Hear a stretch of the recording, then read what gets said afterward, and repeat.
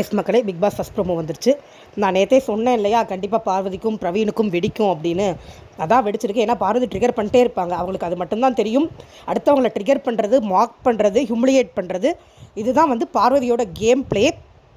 இதை வந்து game play, இது பயங்கரமான கேம் பிளேன்னு ஒரு சிலர் உருட்டுவாங்க. அது நம்ம ஒன்றும் பண்ண முடியாது. அவங்க அதே மாதிரி பிரவீன்கிட்ட வந்து நீ மிலிட்ரி கேம்ப் மாதிரி நடத்த போறியா அழுத்தமாக கேட்க, ஆமாம் அதை தான் பண்ண போகிறேன் அப்படின்ட்டார் அவர். சரி ஆமான்னு சொல்லிட்டா என்ன பண்ணுவோம், நம்ம அதை சொல்லு அப்படிங்கிறாங்க. அப்போ சொல்லிட்டாரு என்ன பண்ணும், கம்முன்னு உட்காந்துக்கணும். நம்ம என்ன பண்ணுவோம், அப்படிலாம் உட்கார மாட்டோம். உடனே என்னன்றாங்க, ஆமாம் நீ சும்மாவே கேரக்டரில் இருப்ப சீத்து அப்படிங்கிறது ஒரு மாதிரி ஃபேஸ் ரியாக்ஷன், ஒரு மாதிரி ஆடாக ஃபேஸ் ரியாக்ஷன் காமிச்சிட்டு, அதாவது அவரை ஹியூமிலியேட் பண்ணுற மாதிரி ஃபேஸ் ரியாக்ஷன் காமிச்சிட்டு உட்காடுறாங்க.